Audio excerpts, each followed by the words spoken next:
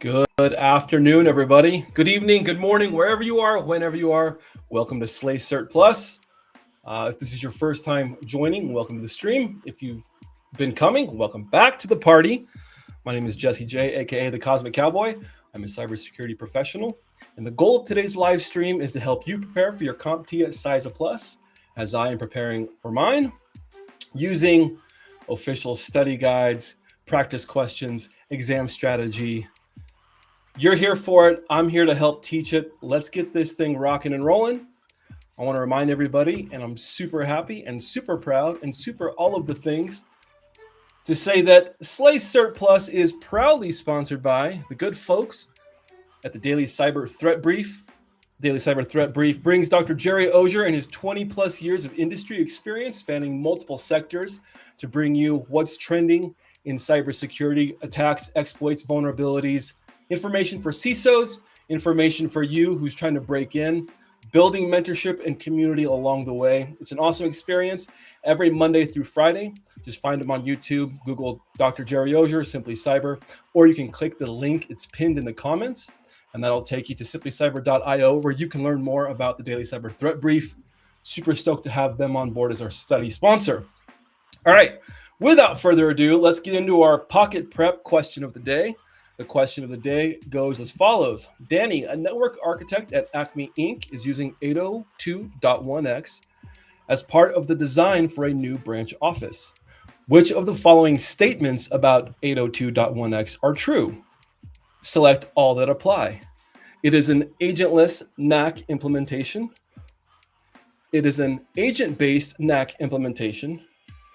It is an out-of-band NAC, or it is a type of in-band NAC.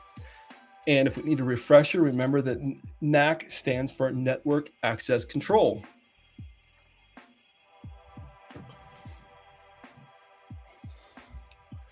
Looking at chat while we look over this question, and I'm actually going to make it a little bit larger, so for those of you that are using your phone. Okay, all right, that's nice and large. Can we see the question though? There we go. Those are slides. Nope. Okay. Maybe we'll go like that. There we go. The question is simply, which is true of the following statements about 802.1? Hey Zahara, hey team, can we also play a Kahoot while we study a spare time? Can we also play Kahoot? I'm not sure what Kahoot is. I've been between studying, family life, working out, all that fun stuff. Been playing Magic the Gathering quite a bit. That's been a fun expenditure. Hey, Tech Ricky in chat.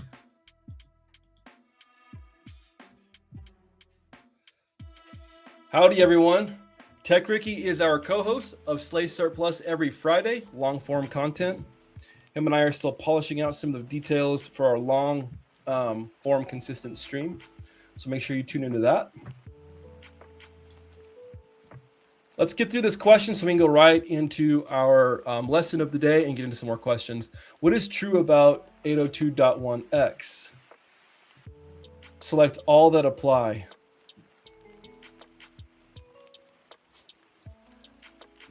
I need to touch up on 802.1x. I'm going to select it as an agentless NAC implementation. And there's a type of in-band. Incorrect. So we got, okay. So we were close. We'll want to flag that one. Agent-based network access control solutions require that devices run special software to communicate with the authenticated service. NAC implementation using the 802.1x using agent-based model. Agentless NAC does not require special software. So there we go. We kind of borked that one. We'll want to flag that for review, which is good. We can do that using the Pocket Prep app. Not sponsored by Pocket Prep, but it's an absolutely phenomenal application when it comes to studying and quizzing yourself, which is important to studying.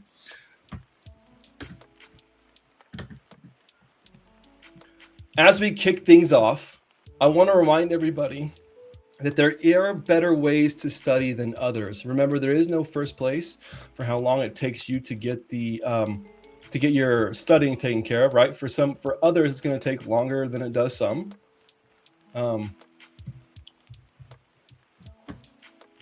Dr. Ogier was asked this on the Simply Cyber Threat Brief, how he would go about studying for CISSP, and what he said almost mirrored identical to what we teach here at Cert Plus, as well as many others in the certification community teach. Now, this may or may not work for you. Take what works, as usual, and then what doesn't, maybe somebody else can find value in it. First step is to take a full mock exam without any information. Chances are, if you're studying for the CISSP, or the CySA Plus, or really any industry cert, you're going to be coming in with a certain amount of knowledge coming into the exam. You want to take a full mock exam if you can find one, really, that identifies the gaps in knowledge. It's a gap assessment. It sees where your strong areas are and it finds where your weak areas are. After that, you're going to use multiple resources, whatever works for you, whatever kind of a learner you are, textbooks, YouTube, apps, whatever it is. Immerse yourself in study. 80% of that study is dedicated towards those weak areas. Don't worry about the stuff you're already strong with. We're going to review that. But for now, what we want to do is focus everything that you can on that 80% of the material being the weak areas in your studies. Following that, continue to quiz yourself. Use Anki cards, flashcards, Pocket Prep, official test questions. Go out and purchase the, where did I put it? The CompTIA study guide, the paper one. It's like $30, worth every penny. Go get that. Use multiple resources to do target studying, and then repeat practice tests. You'll repeat this cycle until you hit about 90% on your practice test. After that, it should be an indicator that you're ready to knock out the official exam. We're going to review briefly some of the things that we talked about leading into today's quizzing, and then we're going to go and do nothing but practice questions. So let's get started. All right, CompTIA CySA Plus is going to want you to understand system hardening and platform basics. What is system hardening? Log this to memory. It reduces the attack surface by tightening configurations and restricting access. That may mean disabling unnecessary services or applications, disabling closing off ports that you don't use, understanding your identity, or not identity, but the system itself, hardening your registry. What is the registry? What are keys? What are configuration files? What are the things that make our computer do the ones and the zeros at the end of the day? Disable what you don't need, restrict who can change the settings, Patch and standardize configurations. You can use things like the CIS Microsoft Windows 11 Enterprise Benchmark. There's others like the DoD's STIGs and CIS benchmarks. Find yourself familiar with them, look them up. There's tons of information that is absolutely free out there, so do yourself a favor and study up. Windows Registry and File System. The Windows Registry database stores operating system, device, application, and user settings. There are 5 root keys. The ones you really want to pay attention to are Hive key local machine, Hive key users, Hive key current users. And then we also have, they have local user or current user, users, local machine. Registry data is stored in binary Hive files. Most Hives are located in the C/Windows system32 config file. Each user has an nt-user.dat Hive stored in that user's profile folder. And I believe NT, is new technology. I remember Microsoft went down that NT path. Some configuration files. How do you want to look at these? What are some terminologies that you might see on the exam? Understanding that Linux does not use a central registry like Windows. So if you see a question that's asking about registry, you can immediately scratch any Linux answers off of the board. Instead, most configuration settings are stored in text files under the etc, but may also appear in user opt and var. If you've done any hacking or spent time in a Linux environment, then those terms should be familiar to you. Operating systems and applications use configuration files to define behavior and settings. As you can see on the slide here, there's some common formats: XML, YAML, JSON. System processes and hardware architecture, understanding how to harden those important components. Take a moment if you want to take a screenshot of these slides. All right, let's talk a little bit about serverless computing, something that I feel like unless you work in serverless computing, it's a term you probably hear and you nod at your head, at least I did for a long time, and you go, wait a minute, what do you mean by serverless? You mean there's no server?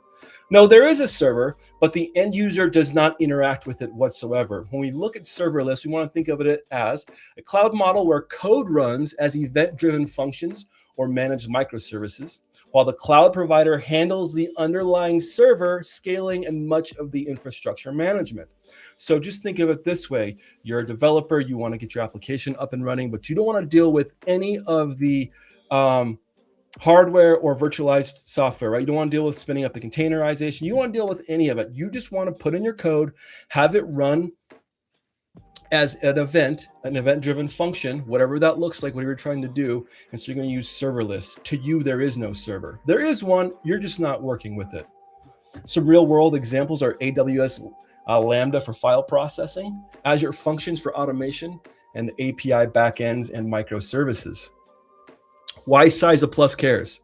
Heavy reliance on identity and access management and least privilege. Remember, this concept of least privilege is only give folks and systems the minimum amount of permissions within your environment to do their job and no more, and really give them the most minimum of permissions. And everything should, if you can implement it, be on a time-based request system, which I found to be very helpful because you know who's requesting it. They put a reason in and for how long, and then they request their privileged elevated access, their PrivS gets granted to them, right? So some things to consider is that because we are spinning these up and spinning them down very quickly, the event-driven abuse can spread very quickly, right? So that's something to consider when we think of serverless and how that might apply in a security context. Well, how does it work? First, the client connects, the user authenticates the user and the device. They create a session, they load their authorizations, run the application logic right to the database. There's a transaction log, and then it completes. We're done, right? It shuts down. We spin it down. There was no overhead. Some of the benefits: no need to manage physical virtual server instances, minimal effort for patching, administration, and server maintenance. Remember, these are just spun up as instances, event-driven. Security focus, protect the client identities and the sessions, prevent malicious actors from impersonating legitimate users. Developer accounts and devices are high-value targets, and development workstations should be tightly locked down and run only tools and code necessary for development. Here's an exam tip, commit this to memory. Serverless reduces server administration, but the security responsibility remains. So it's still process, and a technology, and people are involved. Remember the three things we can hack: people, processes, and technology. Let's look at some real world SDN, or software defined networking. SDN is a network architecture where a centralized controller manages traffic policy and virtualized network behavior instead of configuring each device one by one. Better for segmentation. Why does CySA Plus care? Faster containment during incidents because we have better segmentation and micro segmentation. We can do policy-based security enforcement, and it also supports automation and orchestration, which we talked about is really important as you dial in your threat detections and you dial in your SIMs. You can have that orchestration and that automation run playbooks and run books for you for maybe some certain known events that are repeated. The triage is repeated over and over.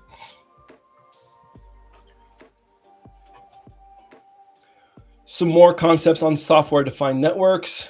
You might want to take some screenshots of these slides. I will make these slides available in the future. I'm just building them on the fly before we teach, studying for myself, and then going live and reinforcing that knowledge with all of you. So we have physical segmentation, virtual segmentation, and logical segmentation. Physical segmentation is actually the separation of switches, routers, firewalls, best for super high isolation air gap networks.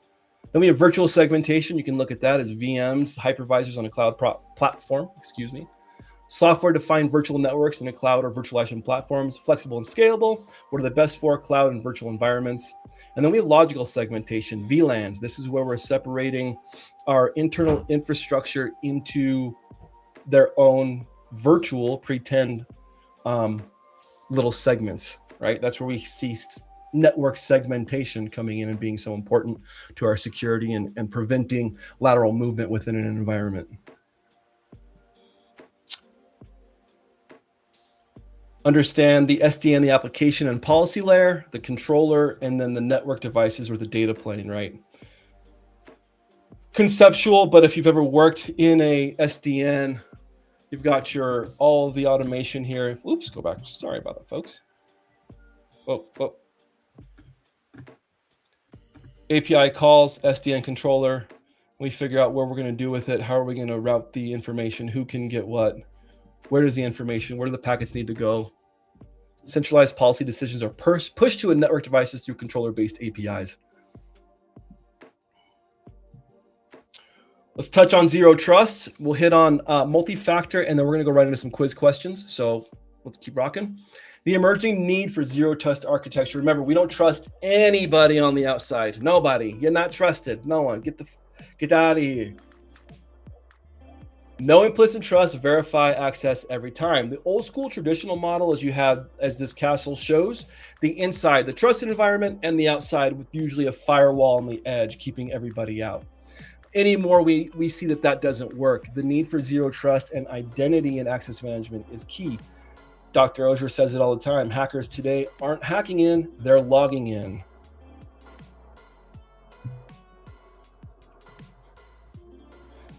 Remember, the key is that zero trust assumes that no user, device, or application is trusted by default. Access must be continuously verified and authorized. Here are some of the trends, just for your benefit and edification, some of the trends driving deperimetization. This is where we're seeing more and more of the reliance of zero trust because we see more cloud, more infrastructures are split across on-prem and cloud platforms. More and more people are doing remote work. We see smartphones and tablets accessing corporate data. Those can be stolen, lost, or remain unpatched, creating vulnerabilities in your environment. And then outsourcing and contracting. Third parties often require remote access into your systems. And then wireless and Wi-Fi. Wi-Fi can be open, poorly secured, or widely shared. Hence the reason why verifying this identity every time is so important. Here are some key takeaways. Remember this: trust never by default, verify every user, use least privilege and granular access where possible, segment resources and monitor activity, and zero trust works well with cloud, remote work, and SASE. Verify first, limit access, improve stability, and improve visibility. Here are some bullet points. Commit these to memory, take a screenshot, look over them before you study. What is SASE or Secure Access Service Edge combines networking and cloud security into a cloud-delivered service model. Users, branches, we all go out here to this. It goes out, implements the zero trust. It reduces the reliance on dedicated hardware and improves agility, which is awesome, right? And then multi-factor authentication. Tech Ricky and I will review the multi-factor part again on Friday. What is MFA? Well, if you've been around long enough, you probably already know this, but it uses at least 2 or 3 authentication factors. It can also combine additional attributes such as your gait analysis, which is how you walk, how your legs move back and forth. That's called your gait. So your gait analysis or geolocation, or where you are on the map. Single factor methods can be guessed, stolen, shared, or lost, hence the reason why we're seeing the move away from single factor.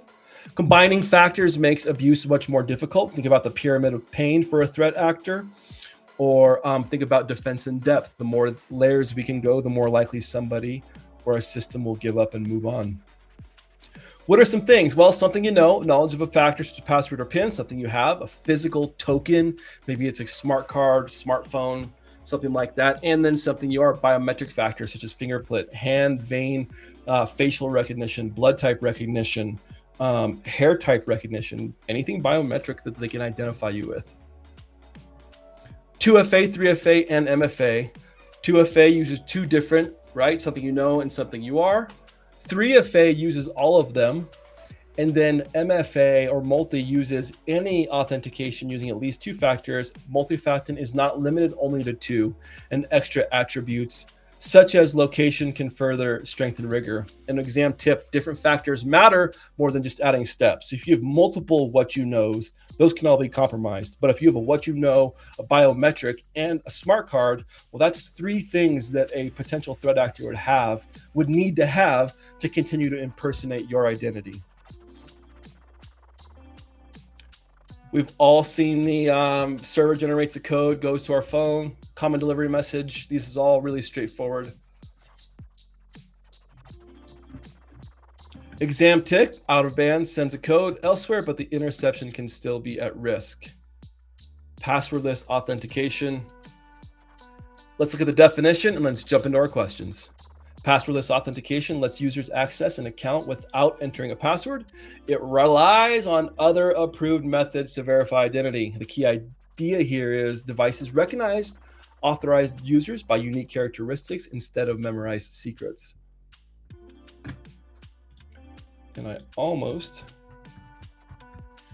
we are following right along with CompTIA's exam objectives for this particular exam. Today, we are going to be quizzing ourselves. We're going to be doing some review over 1.1 if you're studying along. And then we are going to move into some fresh questions in domain 1.2. So some review and then some fresh questions. Let's log in and get started. Get a drink of water, if that's okay with you all.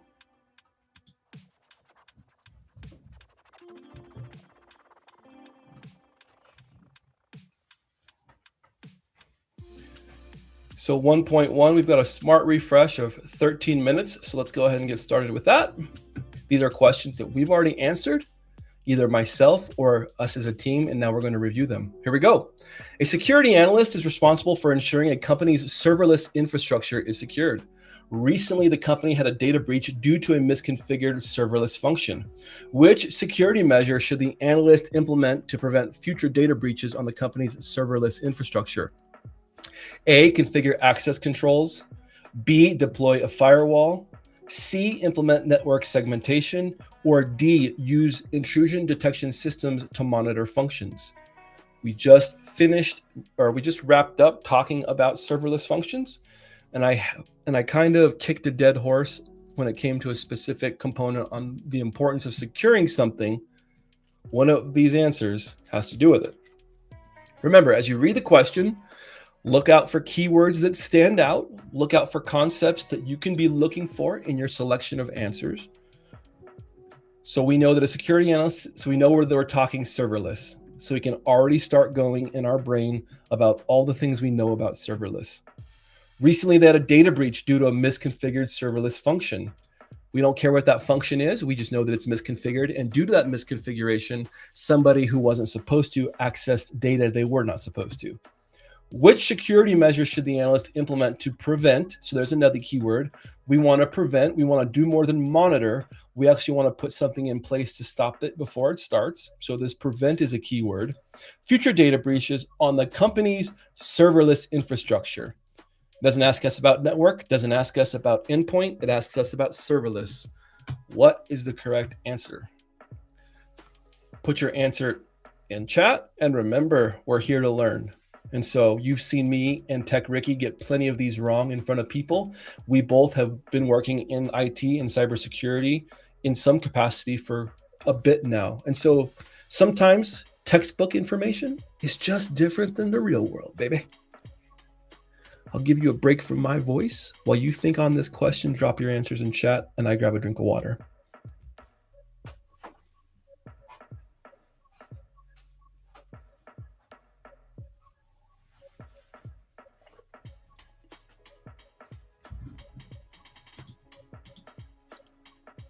Sebastian Antonio, I think you and Tech Ricky have been coming to class every session. It's good to see you. Hey, Agent 57, LFG, good to see you.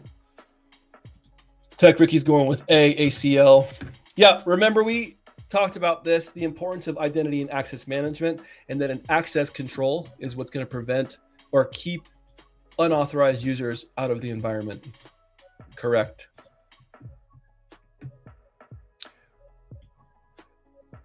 A company is implementing a new authentication system that uses passwordless and SSO or single sign-on capabilities. During the rollout, the IT team notices some people are having trouble accessing certain applications and resources, while others are experiencing no issues at all. Upon investigation, the team discovers that some applications and resources are not compatible with the new system. What is the best course of action for the IT team to take in response to this issue?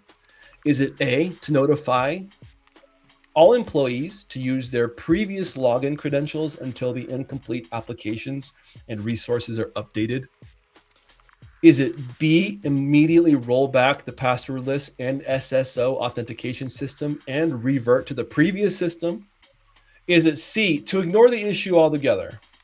Or is it D, to contact the vendor of the incompatible applications, see if they have a fix that will make them compatible? Yeah, yo, Oracle, do you guys got a fix? My employees, it doesn't work with our SSO. Do you guys got a fix for this?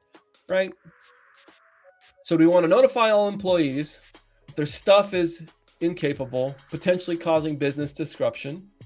Do we want to immediately roll back the passwordless and SSO until we can get a fix so that we continue business operations? Do you want to C, ignore the issues so that there's business operations in some areas of your environment, but there's maybe a stoppage in business operations elsewhere? Or while you have ongoing business operations being stopped, do you want to take the time to contact the vendor and see if there's a fix? That is what my brain is reading.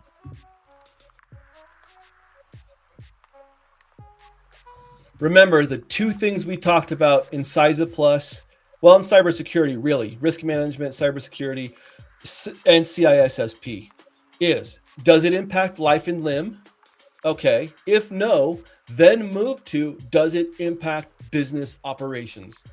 If the answer is yes, and you see a suggestion or an answer possibility, and none of them solve the business impact part, but one of them does, remember, they're trying to gauge your ability to say, I need to triage this. We'll fix it later. I would go with B, immediately roll back the passwordless SSO authentication and revert to the previous system. We'll fix it later. It's a rollout. It didn't work. The most important part is that life and limb is okay and that business operations are moving forward. Okay. If we do B, then those things are happening. So that would be what I would go with. We are correct. All right. Which logging concepts are crucial in security operations? Doesn't say performance, doesn't say network bandwidth, it says security operations. And it tells us to select the three best options. We have event correlation, centralized logging, log rotation, or syslog logging level 6 informational? Well, by looking at the question, we know that event correlation is important. Centralized logging is extremely important. And I would believe that rotating our logs is also important. I'm going to go with I'm sure on this one. And I'm going to leave off system logging level 6 informational.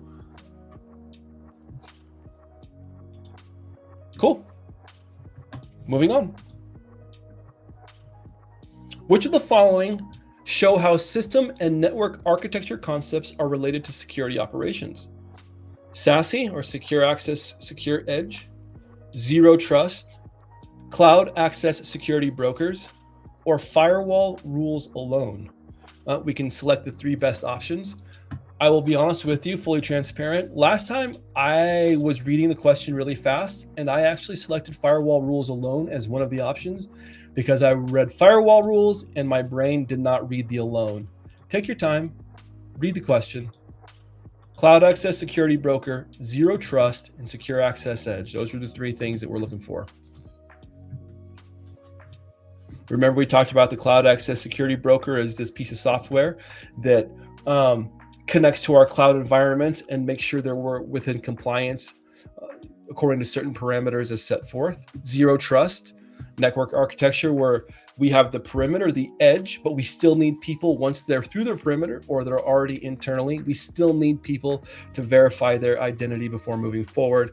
And then we have we see the Secure Access Secure Edge, which handles much of that mediation. Yep. Sebastian Antonio, correct. A, B, and C. All right. Which of the following is a common method for protecting cardholder data and PII? A, default system configurations. B, encryption technology. C, single factor authentication. Or D, data retention policies. What is the question asking us? The question is asking us which of the following is a common method for protecting. So to me, protecting is a keyword akin to preventing cardholder data and PII. Well, default system configurations a lot of times have vulnerabilities or they have misconfigurations within your environment. So many times default system configurations contain default passwords, default credentials. So we know that is not an option. Encryption technology stands out to me, so I'm going to say that I'm sure for now. Well, we know that single factor authentication is something by which is going way of the dodo and is not a secure method for protecting sensitive information. And then data retention policies. The question is not asking us what is a common method for assuring that data is available if it's needed for a legal trial, right? It's asking us how can we protect the information? Well, of all of the answers, encryption is the only one that I see here that would provide that. We are sure and we are correct. Moving on. Ooh, this is a letter sandwich, a word sandwich. No mayo. I love mayo, actually. I love mustard too, but I prefer mayo or good aioli.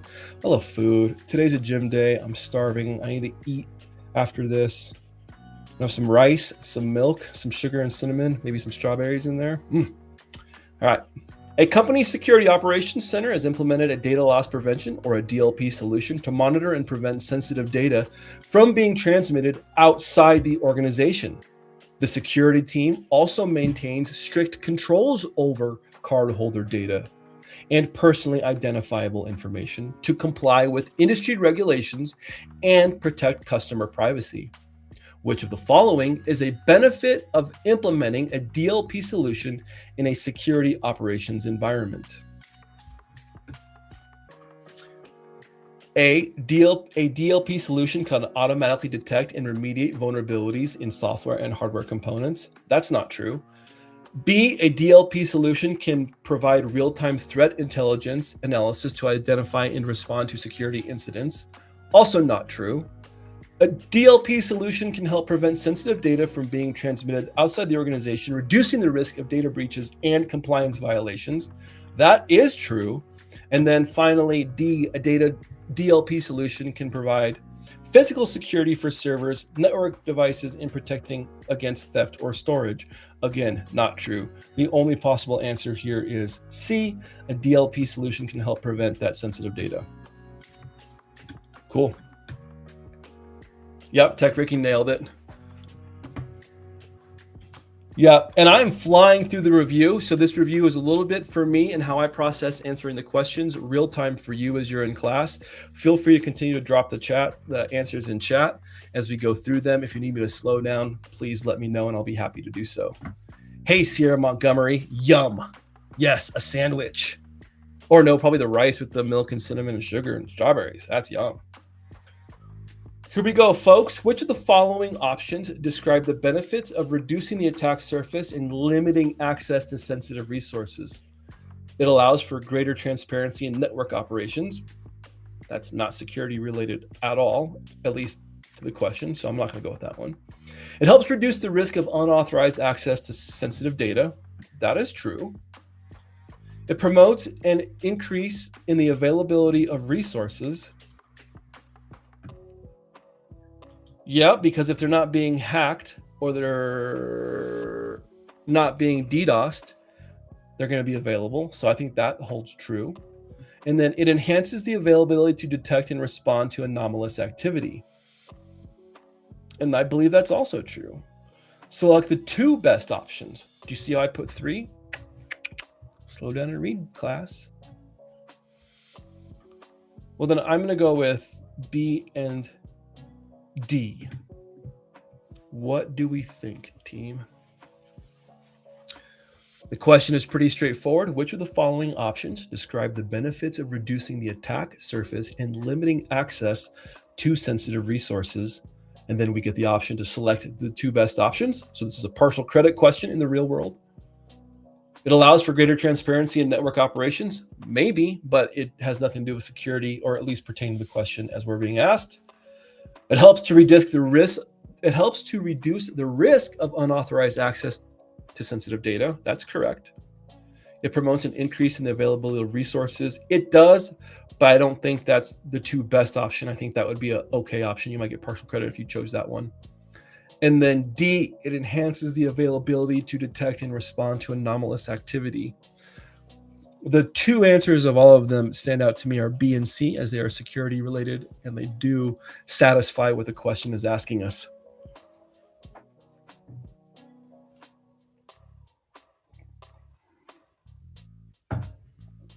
I'm going to send it with these two.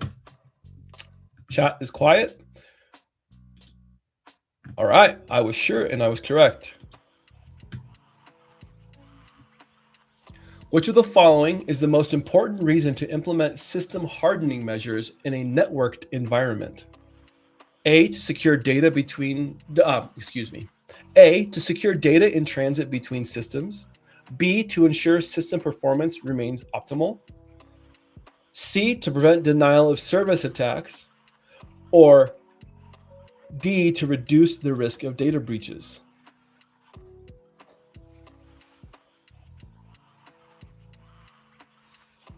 Let's look at what they're really asking us here. They're asking us which of the following is the most important reason to implement system hardening. It's not asking us to implement network hardening or firewalls or implement to work in our network. This question is talking specifically about system hardening measures.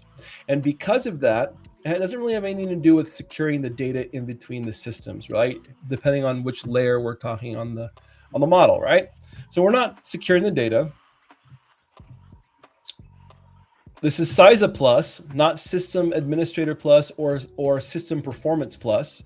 So to ensure system performance remains optimal, that does not strike me as an option.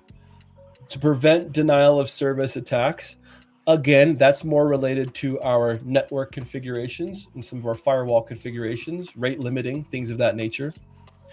Or just D, to reduce the risk of data breaches. Think about it. If this little computer here in our example is our target computer and it does not have system hardening, well, we can mess with the registry. We can create persistence within this machine. Maybe from this machine, we can do automated lateral movement and compromise these other machines. Data breaches and ransomware because of the system hardening. So for me, answer D is the one that takes care of everything that we're being asked. Sebastian Antonio says D as well, and he's been correct almost on all of these. So let's send it. That is correct. Let's keep going. Which statement best explains the importance of a cloud system and network architecture concepts in security operations as they relate to hybrid and on-premises systems? A, cloud systems and network architecture concepts are not important for securing hybrid or on-premise systems. B, cloud system and network architecture concepts are essential for securing both hybrid and on-prem systems. C, cloud system and network architecture concepts are important for securing on-prem, not hybrid systems. Or D, cloud systems and network architecture concepts are only useful securing cloud-based systems.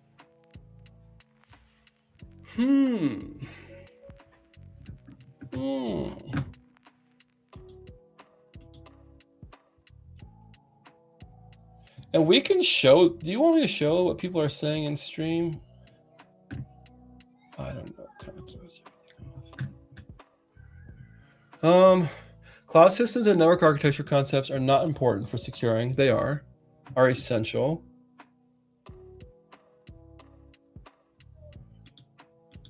I think the answer is B on this one. What do you think, class?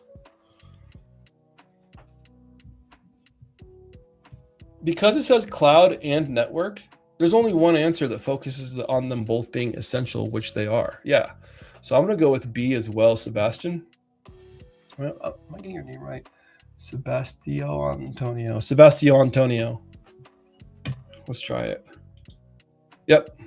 Send it. This will be our last question in review, and then we are going to go into some original and fresh questions. Which of the following is a potential security risk associated with implementing a single sign-on solution in a security operations environment? A, incompatibility with MFA. B, greater reliance on physical devices for authentication. C, increased risk of phishing attacks. Or D, increased complexity of authentication process.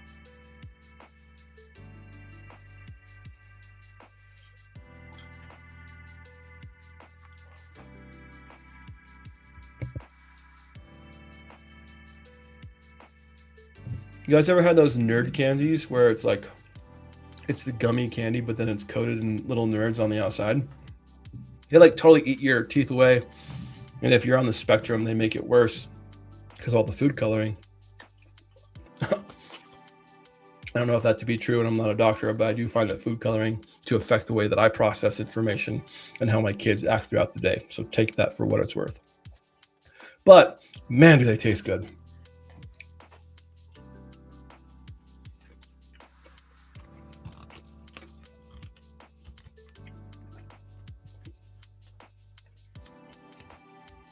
I got this one wrong multiple times. I still have a hard time with it. Which of the following is a potential security risk associated with implementing SSO in a security and operations environment?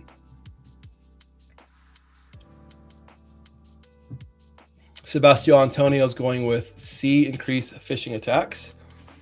Anybody else in class? Any other suggestions? Tech Ricky, what are you thinking? You're probably working. Probably slinging that cyber skills to real life on the computer. I have a nerd stuck in my throat.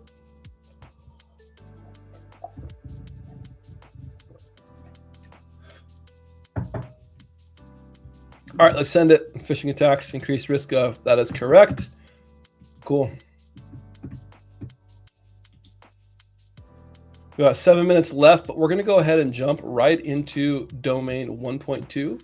We're going to do, given the scenario, analyze indicators of potentially malicious activity. I do have slides put together for that, but I always like to identify how we're doing. Here we go. A security analyst for a large financial institution notices abnormal operating system processes, behavior, unauthorized changes, and file system changes occurring on one of the company's servers. The analyst believes there may be a security breach. What is the best way to confirm the analyst's suspicions of the breach? A, check the system logs for unusual activity. B, shut down the server immediately to prevent further damage. C, conduct a full system backup to ensure that data is not lost. Or D, ask all employees who have access to the server if they made any changes. Hey, Jim, did you make any changes to the server? Oh, you didn't? All right, have you seen Tom? No, I've been trying to get a hold of him. I sent him emails. I paged him.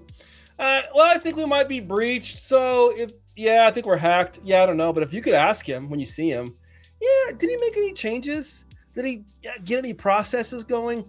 So we know that D is obviously not the correct answer. Well, we want to confirm if there's a breach. Conducting a full system backup is important, but it does nothing to confirm if there's a breach or not. We can shut down the server immediately to prevent further damage and lose all of the information if there is a breach, anything running in memory, right? So that wouldn't be a good idea. Remember from Sec Plus, our order of volatility of what thing, when it comes to digital evidence, what goes away the quickest and what lasts the longest. But we would want to check the system logs for any unusual activity. I'm going with A as well. Cool. A security analyst is working for a financial institution and notices abnormal behavior in a workstation and identifies multiple unauthorized scheduled tasks and files system anomalies on the affected workstation.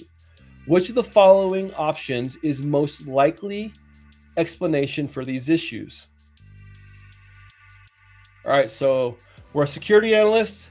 We notice a workstation has some abnormal behavior. We're seeing some unauthorized scheduled tasks, as well as some anomalous behavior within the file system on this workstation. What is the most likely explanation? Why is it going on? Is it A, the operating system of the workstation is outdated and the security of patches have not been applied, leading to system vulnerabilities that have been exploited? Is it B, an insider threat with access to the workstation is intentionally creating these abnormalities to sabotage the company's security posture? Is it C, a virus has infected the workstation, allowing remote attackers to execute arbitrary code and run malicious tasks? Or is it D, the security analyst is experiencing false positives from the security tools and there are no actual anomalies present? Let's chew on this one for a second. Security analyst is working, so I'm working for a bank. So again, an employee's workstation has an operating system workstation, so it's not a server this time. We see multiple unauthorized scheduled tasks and file system anomalies on the affected station. Unauthorized scheduled tasks.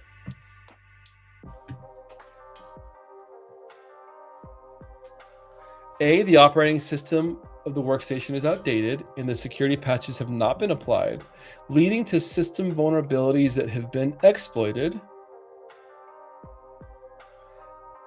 B, an insider threat with access to the workstation is intentionally doing this to make the company's security posture look like dumb. C, a virus has infected the workstation, allowing remote attackers to execute arbitrary code and run malicious tasks. Or is it D, the security analyst, there's nothing going on, they're all false positives? What do we think, class? I see Tech Ricky and Sebastian Antonios both going with C, a virus has infected.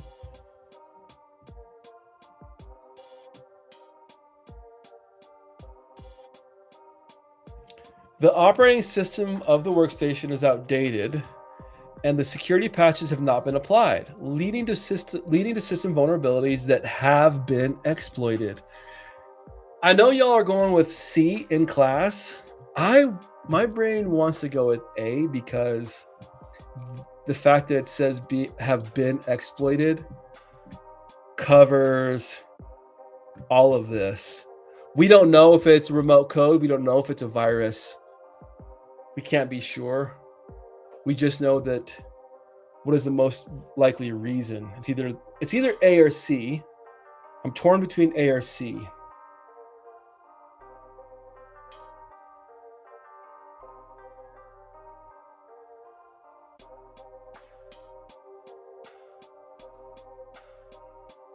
There is, right, there is RCE. I agree, but you can have that because vulnerabilities in the OS have also not been patched and they're exploited. A states that it's been exploited, which that could cover RCE as well as the scheduled tasks and the file system anomalies. And one other thing to think about is that this mentions the virus's operating system, and answer A also says operating system. B just says virus has infected the workstation. Which component? It's the operating system. Is it, I'm sure it is. I'm seeing nobody agreeing with me, so we're gonna go with C. And I'm really curious what the reasoning is and why A wouldn't be if we are correct here. Cool. You guys were correct. I want to review that one. A security analyst discovers unauthorized privileges have been granted to a new account that was created with high-level access, which was not authorized by the security team. No. Which of the following is the most effective way to identify and disable new accounts with unauthorized privileges in an organization's environment? Is it A, use strong passwords and enforce password policies to prevent unauthorized access to user accounts? Is it B, block access to the organization's network from external sources to prevent attacks and data breaches? Is it C, regularly review and audit user accounts to identify and disable any unused or unneeded accounts? Or is it D, implement a firewall to monitor all incoming and outgoing traffic to identify suspicious activity? Okay, let's reread the question. Oh, nothing is asking for a patch. Good thinking, Sebastian Antonio. Thank you.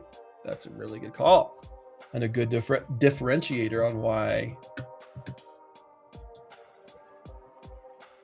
So a security analyst discovers unauthorized privileges. So I hear privileges and immediately I'm not thinking network, I'm thinking identity. Have been granted to a new account. So we have account already. So identity privileges with high-level access. So to me, this is already an identity and access management question. Which of the following is the most effective way to identify the new accounts with unauthorized privileges in the environment? So I'm going to look for answers that are incorrect right out the gate. I want to scratch them off the table. Implement a firewall to monitor all ingoing and outgoing traffic to identify suspicious activity. Yeah, you can use a firewall to identify suspicious activity, but it does nothing when it comes to disabling or identifying the new accounts, right? This is network traffic. This has nothing to do with identity and access management. D is not an answer. Is it C, regularly review and audit user accounts to identify and disable any unused or unneeded accounts? Okay. That one makes sense to me so far. Is it B, block access to the organization's network from external sources to prevent attacks and data breaches?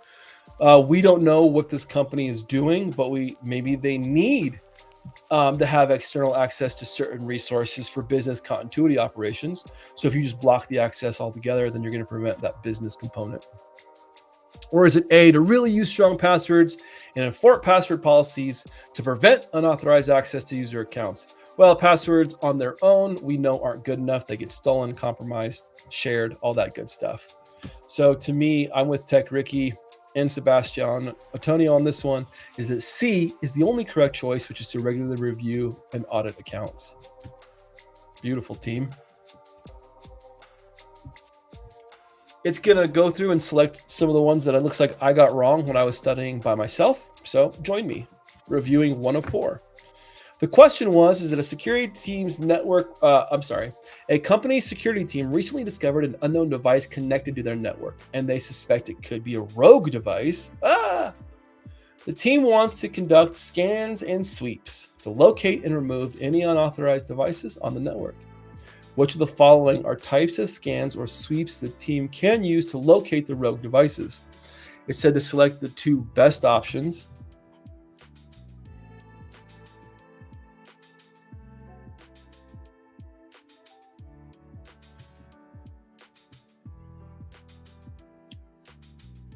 I chose active scanning, port scanning, and passive scanning, and it looks like the correct answer was only active scanning and passive scanning. So, all right.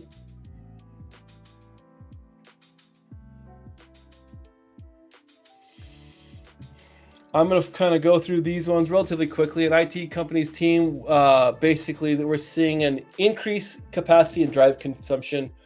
What is the best, explanation why? I was unsure, but I put the malicious processes were causing the server to use more drive capacity than normally, potentially for data exfiltration. I was unsure and I was correct, so that makes me happy. Here's another one that I was unsure and incorrect. What we want to do is we want to monitor, and we're concerned about data exfiltration, so traffic on our network. Which of the following actions should the analyst take to address this? I selected implemented network segmentation to check for malware or malicious software and to monitor network traffic for any suspicious outbound connections. And I did not select blocking all outbound traffic because obviously we need to have business continuity. Again, I was unsure but correct on this one. A security analyst discovers an attacker is attempting to launch a DDoS or distributed denial of service attack on the company's network. What action should the security analyst take to prevent the DDoS from succeeding? I went with kind of a technical answer when it comes to networking, and that was to configure the router to limit the amount of traffic, so do some rate limiting on the router to limit the amount of traffic coming from external sources. See, if you put external sources, that will kind of block it all. A lot of people may have been tempted to implement a firewall to block traffic from the attacker's IP address. Remember that IP addresses can be changed in spoof at the drop of a hat. So, something to consider.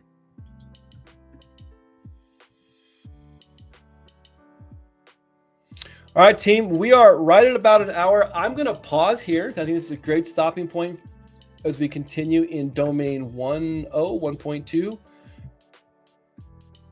Looks like we got about 43 minutes left. So tomorrow we'll continue with domain 1.2. The goal is to have all of domain 1 covered by Friday and do a review with a full domain 1 test. So that does it for me. I hope that you guys are having a wonderful Monday morning, kind of getting things kicked off. I'm going to eat some lunch, go to the gym. You can find myself and Tech Ricky on Fridays at 5 p.m. Eastern Time as we do Slay Cert Plus, long form, longer review, insights, more practice questions. I hope you found some value. Hey, listen, if you know somebody who's studying for the CySA Plus, or maybe they're studying for their upcoming CISSP or Microsoft certifications, Tech Ricky and I are going to be covering a lot of those and bringing on industry experts to cover them with us. If that's something you're interested in or you find value in it, please feel free to share all those things. At the end of the day, we just want to help you succeed in your certification journey, whatever that looks like. And I'm glad to be here to do it with you. Okay, that does it for me. My name is Jesse J. You all are the Slay Cert community. And until next time, take care of each other and stay secure. See ya.